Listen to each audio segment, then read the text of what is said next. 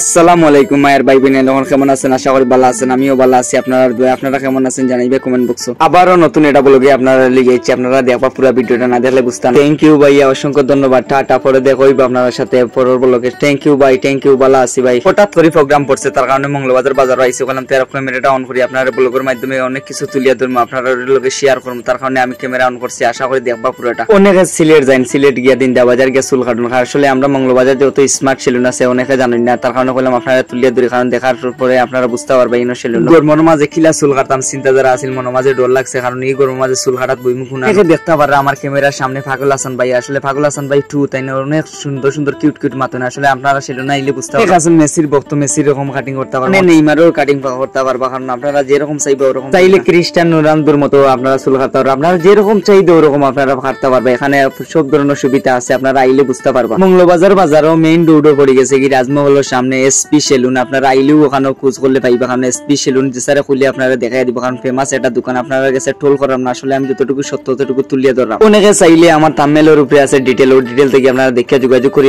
ফোনেও আইতে পারেন, কারণ আপনারা যেরকম চাইবেন। আশা করি কথাটা বুঝাইতাম পারছি। অন্ধকার ভাই পেজ থেকে পরে দেখাইব, কারণ আমি ভিডিওটা বেশি লম্বা হয়ে গেছে। আপনারা যতটুকু সত্য ততটুকু তুলিয়ে ধরলাম, কিরকম হয়েছে না হয়েছে আপনারা জানাইতে পারেন। আমি সবসময় আছি সত্য ভিডিও লিয়ে আপনার পাশে। চুল কাটার পরে বুঝলাম অত আরাম, শরীর দিয়ে মেসেজ করিয়ে দেওয়ার পরে আমার কাছে অত ভালো লাগছে, মাথাও হালকা হয়ে গেছে, কারণ মনটা ফ্রেশ হয়ে গেছে। এখন আমি যেতাম পার্টিতে, খুব সুন্দর চুল বাইয়া কাটিয়ে দিচ্ছেন, আমার কাছে খুব ভালো লাগছে, কারণ এখন পার্টিতে যাইব, মন ফ্রেশ হয়ে গেছে, কারণ পার্টিতে গেলে আমার মনটা ফুর্তি হয়ে যাবো। আপনার কাছে এখন থেকে বিদায়, আবারও দেখাইব অন্ধকার ভাই পেজ থেকে নতুন একটা ব্লগে, কারণ থেকে বিদায় নিলাম। আসসালামু আলাইকুম, ভালো থাকেন, সুস্থ থাকেন, সবার প্রতি দোয়া রইল, আপনারা আমার লাগে দোয়া করবেন।